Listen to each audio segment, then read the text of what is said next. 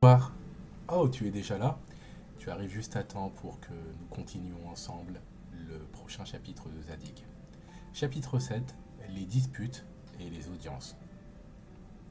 C'est ainsi que Zadig montrait tous les jours la subtilité de son génie et la bonté de son âme. On l'admirait et cependant on l'aimait. Il passait pour le plus fortuné de tous les hommes. Tout l'empire était rempli de son nom. Toutes les femmes le lorgnaient. Tous les citoyens célébraient sa justice. Les savants le regardaient comme leur oracle. Les prêtres, même, avouaient qu'il en savait plus que le vieux Tarchimage Yébor. On était bien loin alors de lui faire des procès sur les griffons. On ne croyait que ce qui lui semblait croyable. Il y avait une grande querelle dans Babylone qui durait depuis 1500 années et qui partageait l'empire en deux sectes opiniâtres. L'une prétendait qu'il ne fallait jamais entrer dans le temple de Mitra que du pied gauche. L'autre avait cette coutume en abomination et n'entrait jamais que du pied droit. On attendait le jour de la fête solennelle du feu sacré pour savoir quelle secte serait favorisée par Zadig. L'univers avait les yeux sur deux pieds et toute la ville était en agitation et en suspens. Zadig entra dans le temple en sautant à pieds joints. Et il prouva ensuite, par un discours éloquent, que le Dieu du ciel et de la terre, qui n'a acception de personne, ne fait pas plus de cas de la jambe gauche que de la jambe droite. L'envieux et sa femme prétendirent que de son discours, il n'y avait pas assez de figures, qu'il n'avait pas fait assez danser les montagnes et les collines. Il est sec et sans génie, disait-il. On ne voit chez lui ni la mer s'enfuir, ni les étoiles tomber, ni le soleil se fondre comme de la cire. Il n'a point le bon style oriental. Zadig se contentait d'avoir le style de la raison. Tout le monde fut pour lui, non pas parce qu'il était dans le bon chemin, non pas parce qu'il était raisonnable, non pas parce qu'il était aimable, mais parce qu'il était le premier vizir. Il termina aussi heureusement le grand procès entre les mages blancs et les mages noirs. Les blancs soutenaient que c'était une impiété de se tourner, en priant Dieu, vers l'Orient d'hiver. Les noirs assuraient que Dieu avait en horreur les prières des hommes qui se tournaient vers le couchant d'été. Zadig ordonna qu'on se tournât comme on voudrait. Il trouva ainsi le secret d'expédier le matin les affaires particulières et les générales. Le reste du jour, il s'occupait des embellissements de Babylone. Il faisait représenter des tragédies où l'on pleurait et des comédies où l'on riait. Ce qui était passé de mode depuis longtemps. Et ce qu'il fit renaître parce qu'il avait du goût. Il ne prétendait pas en savoir plus que les artistes. Il les récompensait par des bienfaits et des distinctions. Et n'était point jaloux en secret de leur talent. Le soir, il amusait beaucoup le roi, et surtout la reine. Le roi disait « le grand ministre », la reine disait « l'aimable ministre », et tous deux ajoutaient « c'eût été grand dommage qu'il eût été pendu ». Jamais homme en place ne fut obligé de donner tant d'audience aux dames. La plupart venaient lui parler des affaires qu'elle n'avait point, pour en avoir une avec lui. La femme de l'envieux s'y présenta des premières. Elle lui jura par Mitra, par le Zan des Vesta et par le feu sacré, qu'elle avait détesté la conduite de son mari. Elle lui confia ensuite que ce mari était un jaloux, un brutal.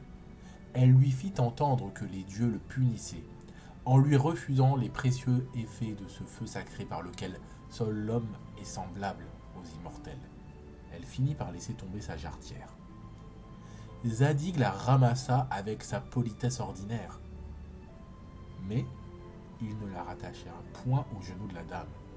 Et cette petite faute, si c'en est une, fut la cause des plus horribles infortunes.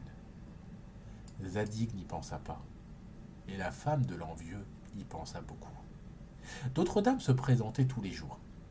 Les annales secrètes de Babylone prétendent qu'il se combat une fois, mais qu'il fut tout étonné de jouir sans volupté et d'embrasser son amante avec distraction.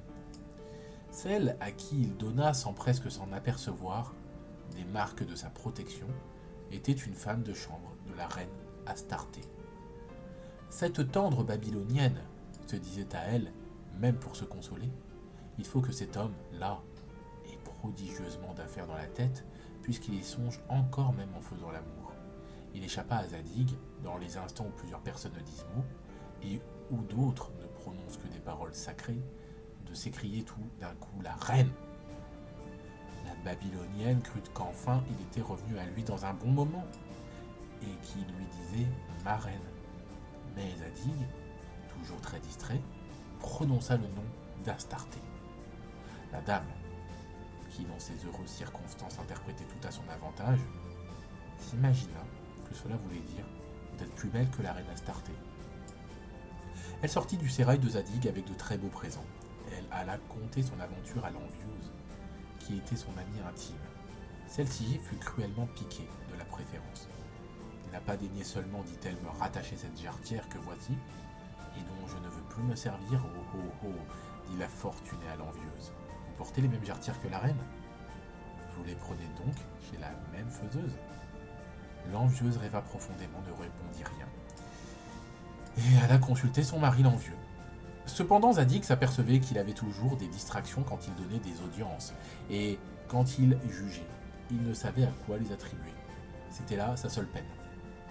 Il eut un songe. Il lui semblait qu'il était couché d'abord sur des herbes sèches, parmi lesquelles il y en avait quelques-unes de piquantes qui l'incommodaient, et qu'ensuite il reposait mollement sur un lit de rose dont il sortait un serpent qui le blessait au cœur de sa langue acérée et envenimée. Hélas, disait-il, j'ai été longtemps couché sur ces herbes sèches et piquantes. Je suis maintenant sur le lit de rose, mais quel sera le serpent? Chapitre 7. Les disputes et les audiences.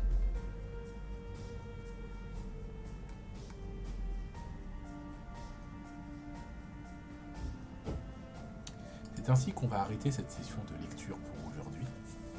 Oui, il n'y a qu'un chapitre, mais c'est un chapitre long, puis un chapitre sur lequel je pense il y a beaucoup à réfléchir, que ce soit à titre personnel ou même pour l'avenir de Zadig, à titre personnel parce que bien sûr, il faut toujours réfléchir à sa conduite, mûrement y réfléchir, et ne pas être, ou point être, trop distrait pour rester dans le niveau de langage qui est ici présent. Et je crois que, aussi pour Zadig, l'avenir s'assombrit.